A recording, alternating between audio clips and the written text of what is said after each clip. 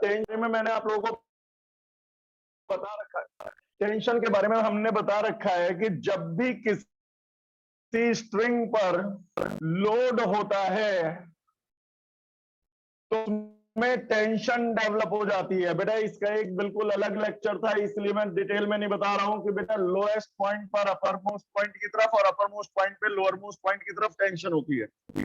और जरूरी नहीं रोप ऐसे हो तो ठीक है, मान लो कल को रोप ऐसे आ जाए तो टेंशन इधर होगी। हमेशा टेंशन रोप के मिड की तरफ जाती है, जब भी रोप खिंचती है तो उसको वापस लाने की कोशिश करती है। पॉइंट नंबर 2, लिमिटिंग फ्रिक्शन का फॉर्मूला है mu R. Number 3, horizontal surface पर बॉडी रखी हो, ये वो है पॉइंट जो बताए हुए हैं लेकिन आज जरूरत पड़ने वाली है। मेरे बेटा इसका वेट होगा mg और रिएक्शन होगी r is equal to mg और लिमिटिंग फ्रिक्शन तो म्यू आर यानी mu mg। Point number 4, incline plane पर कोई बॉडी रखी है तो उसको नीचे कौन सा फोर्स खींचता है और सरफेस को कौन सा दबाता है? फॉर्मेलिटी है, बोल दो फटाफट। mg साइन थीटा इसे खींचता है और mg कॉस थीटा दबाता है। चलिए अब आगे। मेरे बेटा टेंशन और फ्रिक्शन का कंबाइन, पहले एग्जाम्पल में एक टेबल है, क्वेश्चन धीरे धीरे टिपिकल करूंगा। एक टेबल है, टेबल के ऊपर एक ब्लॉक रखा हुआ है 1 kg का। टेबल के इधर भी पुली है, टेबल के यहां भी पुली है। मेरे बेटा एक रोप यहां से आके लटक गई और उसके नीचे हमने 4 kg मास लटका दिया, और एक रोप यहां से आके लटक गई और उसके नीचे हमने 5 kg मास लटका दिया। मेरा क्वेश्चन पहली वाली टेबल वाले में, इस वाले में कोई फ्रिक्शन नहीं है, इसका जो अगला एग्जाम्पल आएगा उसमें फ्रिक्शन भी होगा। तो शुरू करें। मेरे बेटा मुझे बस सारे फोर्सेस बताओ, मत तसल्ली से, जल्दी कोई नहीं, 2 न्यूमेरिकल कम कर लेंगे, आज ऑलरेडी लेट हो गए, लेकिन जितने करके जाएंगे पक्के करके जाएंगे। सबसे पहला काम टेंशन बनाओ। पहली डोरी में टेंशन टेंशन टेंशन और टेंशन, एक ही डोरी है जो यहां तक लटक रही है तो एक ही टेंशन है।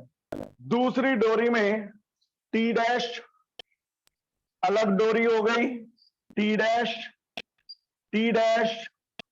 और टी डैश। फिर बनाइए वेट, इसका wait 5G, wait 4G, wait 1G। अब बनाओ रिएक्शन, मतलब कहने का सारे फोर्स बनाने हैं, पहले सबकी टेंशन बनानी है, फिर सबके वेट बनाने हैं, फिर रिएक्शन। जो सरफेस पे यानी टेबल पे रखा है उस पर रिएक्शन लगेगी, जो सरफेस पे नहीं रखा, हवा में लटक रहा है, उस पर कोई रिएक्शन नहीं लगेगी। अब इसके बाद फ्रिक्शन होता तो फ्रिक्शन भी बनाते, अगले क्वेश्चन में बनाएंगे, इसमें नहीं बनाएंगे। अब आप ये हिसाब लगाओ कौन कहां चलेगा। 5 kg हैवी होने के कारण डाउनवर्ड चलेगा, 4 kg लाइट होने के कारण अपवर्ड चलेगा। लेकिन इस 1 kg के बारे में खुद सोचो लॉजिकली, तो आपको पता चल जाएगा कि ये लेफ्ट चलेगा या राइट चलेगा। लेफ्ट या राइट? ये लेफ्ट चलेगा। अब एक एक करके सबके फ्री बॉडी डायग्राम, मैं यहां पर इसे इतने हिस्से की फ्री बॉडी डायग्राम अलग से बनाने की बजाय मैंने सर्किल में कर दिया। अब आप इसमें बताओगे कौन कौन से फोर्स काम कर रहे हैं, कौन सा बड़ा है कौन सा छोटा है। बोलो कौन कौन से फोर्स हैं? 5G और टी डैश। बड़ा कौन सा है, 5G या टी डैश? कैसे पता पड़ा है? नीचे जा रहा है। तो मेरे बेटा इक्वेशन बनेगी 5G minus T dash is equal to 5A। बेटा मैंने हेडफोन लगा रखा है, आप लोगों को समझ में ना आए तो आप भी बोल दीजिएगा। अब तक का क्लियर हो गया? Yes sir. Yes sir. जना बोल दो, बोर्ड की विजिबिलिटी ठीक आ रही है? Yes sir. Yes sir. ठीक है। अब सेकेंड इक्वेशन बनाने की तैयारी शुरू। सेकेंड इक्वेशन यहां से बनेगी। इस इक्वेशन को मैं ज्यादा एक्सप्लेन नहीं करूंगा, ज्यादा पूछूंगा कुरेदूंगा नहीं, सीधे इक्वेशन बता दो आप। बोलो, t minus 4G is equal to, तो मेरे बेटा ये हो गया t minus 4g is equal to 4a। अब आते हैं आखिरी बॉडी की तरफ, ये वाली बॉडी, इस पर 4 फोर्स है, उनमें से 2 कट गए, 1g नीचे, रिएक्शन ऊपर, ना नीचे जा रहा है ना ऊपर जा रहा है, तो आर कौन से कैंसिल नहीं हुए? टी डैश और टी डैश बड़ा है या टी लेफ्ट जा रहा है, तो आप लिखोगे T dash minus T is equal to 1 है। इन तीनों को ऐड कर देना, तो minus T dash plus T dash cut जाएगा, minus T plus T cut जाएगा, 5g माइनस 4g बचेगा 1g is equal to 10a, तो a इज इक्वल टू आ जाएगा g बाई 10, और g को भी 10 ही मान लो, तो 1 मीटर पर सेकंड स्क्वायर। आगे मैं सॉल्व नहीं कर रहा, t और t डैश, जब a निकल गया, a को फर्स्ट इक्वेशन में रख दो, g को 10 रख दो, एग्जाम हो तो 9.8 रख दो, नहीं तो 10 रख दो, t डैश आ गया, a को 1 रख दो, g को 10 या 9.8 रख दो, t आ गया, तो मतलब मेरे को तीनों चीजें मिल गई, t कितना है, t डैश कितना है, एक्सेलरेशन कितना है, यानी कौन सी डोरी में कितनी टेंशन होगी ये भी पता चल गया, और कितना एक्सेलरेशन होगा वो भी पता चल गया।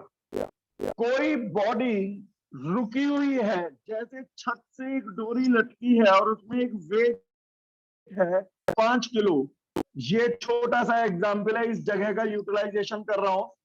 एक डोरी लटकी है, उसमें 5 किलो लटका हुआ है, ना नीचे जा रहा है ना ऊपर जा रहा है, ना दाएं जा रहा है ना बाएं जा रहा है, ऐसे में सारे फोर्स कौन से हैं? डोरी में तो टेंशन और वेट है 5g, क्या ये डाउनवर्ड जा रहा है? नहीं जा रहा। क्या ये अपवर्ड जा रहा है? नहीं जा रहा। तो t किसके इक्वल होगा? t इज इक्वल टू होगा 5g। किसके इक्वल होगा t? अब इसी पर बेस्ड एक क्वेश्चन जो जेई नीट वगैरह में भी पूछा जा चुका है, उसमें ये कहा एक छत से मंकीज लटके हुए हैं, बंदर, हर बंदर का मास 10 kg है। मुझसे कह रहे हैं ये बंदर का, यहां पर एक बंदर लटका हुआ है, ये रहा, इसका पैर पकड़ के दूसरा बंदर लटका हुआ है, इसका पैर पकड़ के तीसरा बंदर लटका हुआ है, इसका पैर पकड़ के चौथा बंदर लटका हुआ है, 4 लटका दिए। वहां जो असली क्वेश्चन आया था उसमें 6-7 थे, 4 है बंदर। तुमसे कह रहे हैं ये monkey number 1, monkey number 2, monkey number 3, monkey number 4। तुमसे कहा जा रहा है दूसरे बंदर के पैर में कितनी टेंशन होगी और हाथ में कितनी टेंशन होगी। मंकी नंबर 2, उसके पैर में कितनी टेंशन होगी और हाथ में कितनी टेंशन होगी। सोचो 1 सेकंड के लिए, बंदर लटक रहे हैं, एक बात बताओ, डोरी में और बंदर के हाथ में कोई अंतर मत समझो। हैंड इज लाइक स्ट्रिंग, थोड़ी देर के लिए, वैसे तो स्ट्रिंग नहीं है, मान लो बेटा थोड़ा इधर को हो जा, दिखेगा नहीं, अब दिखना है। अब ये बताओ आप, इस जगह पर कितनी टेंशन थी, इस डोरी में कितनी टेंशन थी? तो जवाब है 5g, यानी जितना वेट उसके नीचे लटका हुआ है वही टेंशन है, जितना वेट उसके नीचे लटका हुआ है वही टेंशन है। मैं यदि एक छोटा सा एक्स्ट्रा एग्जांपल ले रहा हूं, ये मेरे पास 1 kg के ब्लॉक है, मैं कहूं यहां पर टेंशन बताओ, तो इसके नीचे कितना वेट रुका हुआ होना चाहिए, इसके नीचे कितना वेट लटका है 3 kg, तो टेंशन होगी 3g। मास लटका हुआ है 3 kg, वेट हो गया 2। अब इस वाले में बताओ इसके नीचे कितना वेट लटका हुआ है 2g, तो यहां टेंशन होगी 2g, इसके नीचे कितना वेट लटका हुआ है। तो ये मेरे बेटा यही कंसेप्ट यहां लगेगा। ये रहा मंकी नंबर 2, इसके पैर पर देखा जाए तो पैर के नीचे कितना वेट लटका हुआ है, पैर के नीचे कितना लटका हुआ है भाई, 1 किलो का बंदर नहीं है, 10 किलो का है भाई, 20g। तो पैरों में टेंशन पूछे तो क्या बताओगे? कोई बात नहीं, गिर गया तो साइड में रख दो बेटा, इधर यह एक साइड से निकला है। चलो, तो मेरे बेटा पैरों में कितनी टेंशन होगी? रुके हुए हैं, कोई चढ़ नहीं रहा, कोई उतर नहीं रहा, रुके हुए हैं, तो पैरों में टेंशन होगी इसके बेटा 20G। अच्छा, इसके हाथ में कितनी टेंशन होगी? क्योंकि जब आप इसके हैंड को देखोगे तो हैंड के नीचे तो खुद भी लटका हुआ है, तो इसीलिए वहां पर टेंशन कितनी होगी? 30G। तो हाथ टूटने के ज्यादा चांसेस है या पैर टूटने के? हाथ, क्योंकि वहां टेंशन ज्यादा है, ज्यादा टेंशन होगी तो टूटने के चांसेस ज्यादा। एग्जाम्पल नंबर 3, इसमें लिख करके कुछ नहीं सॉल्व कर रहा, वो मैं बस समझाने के लिए था। मेरे बेटा अगला न्यूमेरिकल टेबल के ऊपर अब फ्रिक्शन आ जाएगा। एक मास रखा हुआ है 1 kg, यहां पर फ्रिक्शन है, रफ सरफेस है, कोएफिशिएंट ऑफ फ्रिक्शन दे रखा है 0.1। पुली के ऊपर से रोप आई, यहां पर है 4 kg, पुली के ऊपर से रोप आई और यहां पर है 5 kg। मेरे से वही पूछा जा रहा है, टेंशन एक्सेलरेशन बताओ। तो देखा जाए पिछले क्वेश्चन और इस क्वेश्चन में सिर्फ एक अंतर हुआ है, यहां फ्रिक्शन और आ गया। तो मेरे बेटा सारे फोर्सेस बनाने हैं, सारे फोर्सेस का मतलब पहले सारी टेंशन, सारे वेट, रिएक्शन, और फिर अब की बार फ्रिक्शन है तो फ्रिक्शन। तो मेरे बेटा इसका वेट 4G, पहले सारे वेट बना लेता हूं। इसका वेट 5G, इसका वेट 1G, रिएक्शन R। अब tension T T T T, और यहां पर बेटा टेंशन होगी T dash T dash T dash और T डैश। अब ये देखना है कौन कहां चलेगा। ये ऊपर जाएगा विद एक्सेलरेशन ए, ये नीचे आएगा विद एक्सेलरेशन ए, लेफ्ट आएगा विद एक्सेलरेशन ए। बस यहीं से ट्विस्ट आ गया। अभी तक इस फिगर और उस फिगर में कोई अंतर नहीं है, अंतर अब आएगा। मुझे बताइए, क्या ये किसी चीज से रब हो रहा है, किसी से रगड़ रहा है? नहीं, तो यहां कोई फ्रिक्शन नहीं है, यहां कोई फ्रिक्शन नहीं है। टेबल पर ये रगड़ रहा है, ये लेफ्ट जा रहा है, तो फ्रिक्शन इसे रोकने की कोशिश करेगा तो फ्रिक्शन राइट लगेगा। कितना फ्रिक्शन लगेगा मैं यहां लिख देता हूं, जिससे कि विजिबिलिटी वीडियो में भी बनी रहे और यहां भी। बेटा वीडियो में दिखाई दे रहा है? बेटा फ्रिक्शन लगेगा म्यू आर। कितना होगा बेटा? Mu R. अच्छा, ओरली बोल दे, ये फ्रिक्शन इधर लगा, कितना है? Mu R. लेकिन R is equal to 1G। नीचे की तरफ कौन से फोर्स ने दबाया? ऊपर की तरफ R। क्या ये नीचे जा रहा है, क्या ये ऊपर जा रहा है? दोनों बराबर है, तो इसलिए R इज इक्वल टू, समझ गए? और G को 10 ले लो, म्यू को 0.1 ले लो। R is equal to 1G और लिमिटिंग फ्रिक्शन होता है म्यू आर, यानी mu into 1G। Mu into 1G में म्यू है 0.1, G है 10, तो कितना आया? 1 न्यूटन। तो फ्रिक्शन कितना आया बेटा? देख, फ्रिक्शन में एक बार बता दो, मुझे ये लग रहा है कि कहीं कोई धक्का ना रह जाए। मुझे बताओ लिमिटिंग फ्रिक्शन का फॉर्मूला, देख सारे मिलकर के बताना। R की वैल्यू 1G, उसे तो नहीं फिर समझाना। म्यू आर यानी म्यू इंटू 1G। म्यू को क्या रखोगे? 0.1, 1 को 1, G को 10, 1 न्यूटन आ गया। अब इक्वेशंस तो सिर्फ बोल दो, लिखने की भी जरूरत नहीं है, जगह बचाते हैं बेटा। ये इसकी इक्वेशन जल्दी से बोलो बेटा,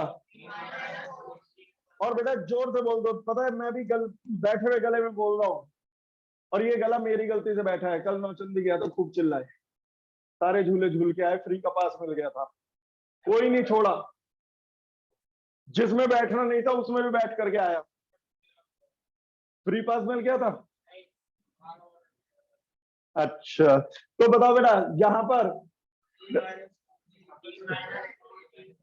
T minus 4G equal to 4A। छोड़ो, इसकी इक्वेशन बनाओ। बोलो बोलो बोलो, 5G। अब रुक जाना, गड़बड़ होगी तो यहां होगी।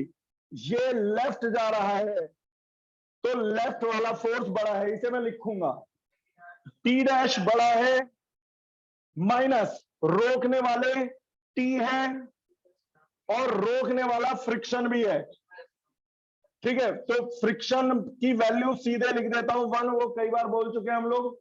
तो रोकने वाला टी नहीं, टी प्लस फ्रिक्शन है, और फ्रिक्शन कितना है 1, तो टी प्लस 1, तो is equal to M A, M है 1, एक्सेलरेशन ए। पिछले क्वेश्चन और इसमें सिर्फ यही अंतर होगा, 4 माइनस 2 sorry T minus 4g is equal to 4a, यही रहेगी। 5g ये नीचे जा रहा है, 5g minus T dash is equal to 5a, ये भी यही रहेगा। सिर्फ ये इक्वेशन बदल जाएगी और ये हो जाएगी T dash minus T plus 1 is equal to 1a।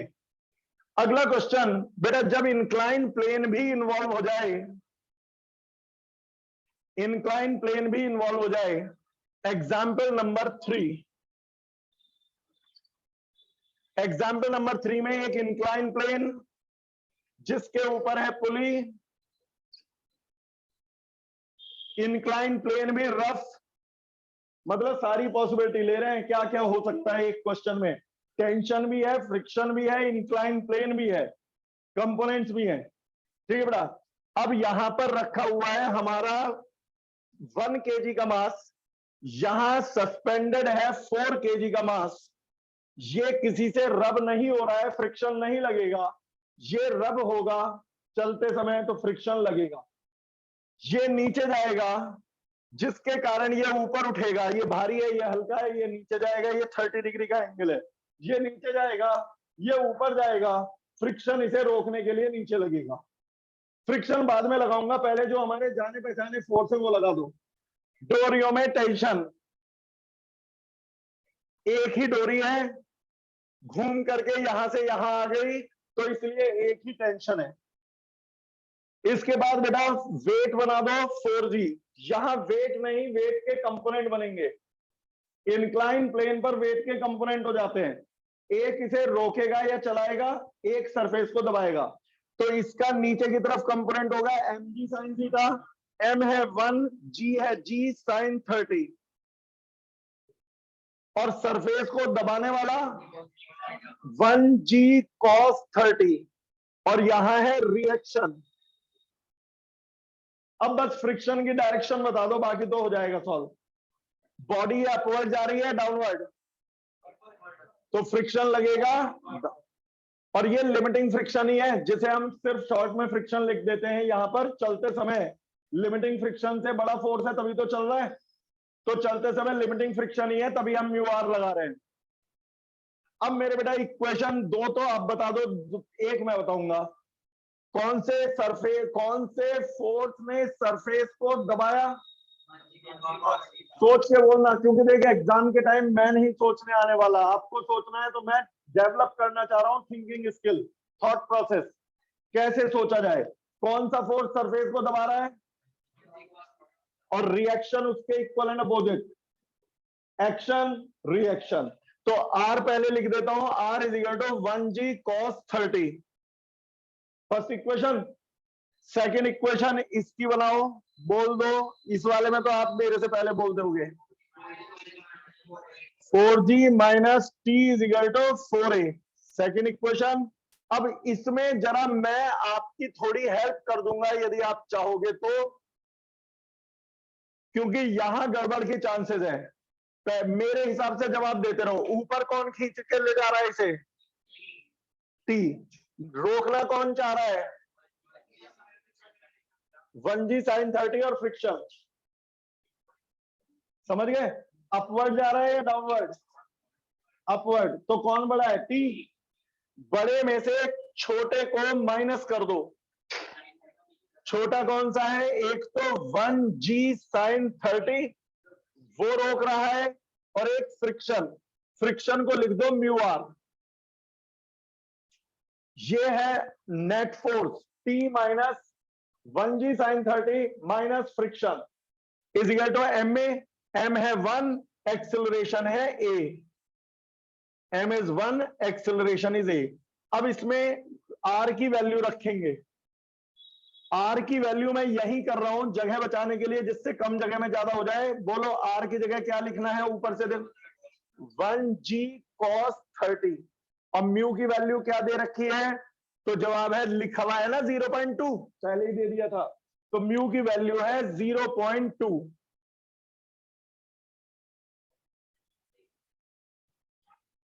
Mu की वैल्यू है 0.2।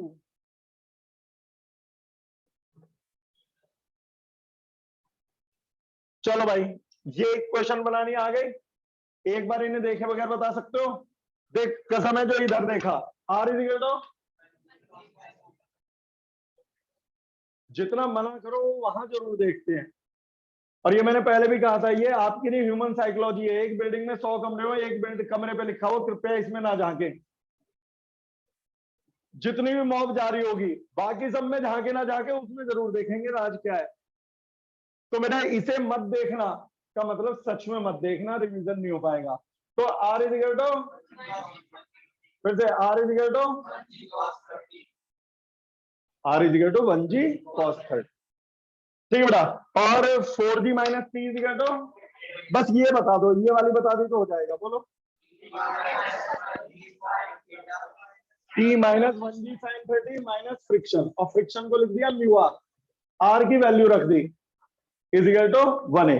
अच्छा, अब इसके बाद मैं सॉल्व नहीं करूंगा, आपसे खुद हो जाएगा। इस तरह के क्वेश्चन सिर्फ ऐड करना काफी है। तुम बताओ, जब ऐड करोगे तो टी और माइनस टी कट जाएंगे, इसे मत ऐड करना। Add 2 and 3 only. आर की तो वैल्यू रख दी, आर की तो वैल्यू रख दी। अब आर को क्यों ऐड करेंगे? कौन सी ऐड करोगे? जिससे माइनस टी और प्लस टी कट जाए। तो अब मैं पूछता हूं, जब ये minus T plus T cut गए तो लेफ्ट साइड में क्या बचेगा? 4, आप बोलो बेटा, मुझे नहीं दिख रहा। 1g sine 30 plus 0.2g cos 30 is equal to 4a plus 1a 5a। अब एक चीज चेक करो कि क्या क्या अननोन है, क्या क्या नोन। g की वैल्यू नोन, g की वैल्यू known, sine 30 known, cos 30 known, g known, a unknown. तो a निकल जाएगा। a को किसी भी एक में रख देना मेरे बेटा, a को किसी भी एक में रख देना, चाहे सेकंड में या थर्ड में, रखते ही टी आ जाएगा। दोबारा बताओ। अगला क्वेश्चन वो इससे भी एक कदम आगे, डबल इंक्लाइन प्लेन। अच्छा, ये कल को मुझे याद दिला देना कि सर पहले कांटेक्ट फोर्स वाले करा दो, क्योंकि law of conservation of momentum का केस सिखाऊंगा कल, उससे पहले कांटेक्ट फोर्स वाले बताऊंगा। तो अब ये आपकी, वैसे तो मुझे भी याद रहेगा, आप बस ये बोल देना कांटेक्ट फोर्स और स्यूडो फोर्स, बस इतना सा आपके ऊपर काम छोड़ा है। और मुझे पता है ये भी भूल जाओगे, होता है मेरे बेटा। अगला न्यूमेरिकल एग्जाम्पल नंबर 4, यदि आप सच में सीख गए हो तो देख बेटा, ये एक मास्टर क्वेश्चन है जिसमें सब कुछ है। एक न्यूमेरिकल, इसमें हॉरिजॉन्टल टेबल है, 2 इंक्लाइन प्लेन है, फ्रिक्शन है, फ्रिक्शन लेस है। मतलब एक ही न्यूमेरिकल आ गया तो समझ ले टेंशन और इनसे रिलेटेड लगभग सब कुछ आ गया, ऑल इन वन क्वेश्चन। तो इस क्वेश्चन में इधर incline plane, flat table, rough incline plane, ये तो स्मूथ है, फ्रिक्शन नहीं है, ये रफ है, यहां पर कोफिशिएंट ऑफ फ्रिक्शन है 0.2, रफ सरफेस। एक यहां पर बेटा 30 डिग्री का एंगल है, ये 60 डिग्री का एंगल है। एक पुली, पुली मतलब यदि दुनिया में डिफिकल्ट से डिफिकल्ट क्वेश्चन बनाने की कोशिश करी तब ये तैयार होगा, जिसमें सब डाल दिया। अब बेटा यहां पर एक ब्लॉक, और तुम्हें आसान लगेगा क्योंकि आपने बेसिक सीखा है, इसलिए ये रहे। ये बेटा यहां पर 10 kg block, 2 kg block, 8 kg block, इसे और भारी कर देते हैं 20 kg ब्लॉक। यहां फ्रिक्शन है, यहां नहीं। सारे फोर्स समझदारी से बताओगे। सबसे पहले डोरियो की टेंशन से शुरुआत करो या वेट से। पता है क्या क्या चीजें ध्यान रखनी है? वेट, टेंशन, रिएक्शन, इंक्लाइन है तो कंपोनेंट्स। रेडी बेटा, चलिए इस वेट का कंपोनेंट, एक इधर एक इधर, mg साइन थीटा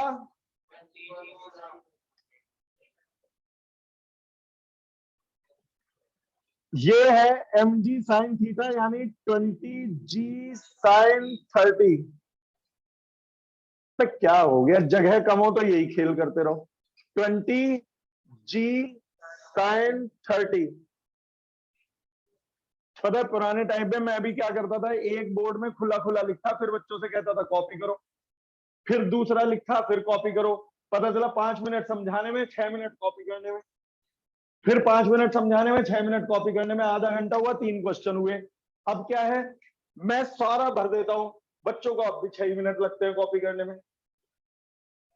एक कॉलम कराओ चाहे 10 कॉलम करा दो, टाइम उतना ही लगता है। तो मेरे बेटा mg यहां पर क्या लिखूं, अब आप और बताओगे। बिल्कुल सही, आवाज सही आने लगी है। 20g cos 30, ये आपके कॉन्फिडेंस को दर्शाता हुआ। तो बेटा हाँ, स्ट्रोक ही है ये। रिएक्शन R1, इस रिएक्शन से ये कैंसिल हो जाएगा। तो यदि R1 की वैल्यू पूछूं तो बिना पूछे कह देना, लेकिन R1 काम नहीं आएगा, रिएक्शन की जरूरत होती है फ्रिक्शन में, और ये वाला सरफेस फ्रिक्शनलेस है, तो यहां फ्रिक्शन नहीं है तो रिएक्शन की जरूरत भी नहीं है। अब इसके बाद बेटा डोरी, पहले सबके वेट ही ले लो। 2g रिएक्शन R2, बताओ यहां रिएक्शन की जरूरत पड़ेगी क्या, फ्रिक्शन है, नो। और यदि फ्रिक्शन नहीं है तो रिएक्शन की रिक्वायरमेंट नहीं है।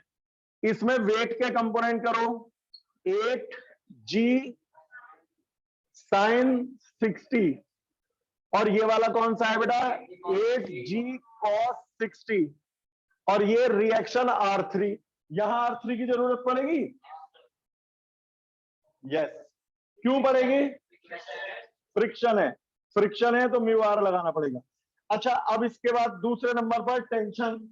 वेट कहीं पे रह तो नहीं गया, वेट आ गया, वेट के कंपोनेंट आ गए, वेट के कंपोनेंट आ गए, रीचेकिंग हो गई, कहीं पे वेट नहीं रहा, इंक्लाइन पे वेट के कंपोनेंट नहीं रहे। अब आते हैं tension. Tension T1, T1, T1 और T1, एक ही डोरी एक ही टेंशन।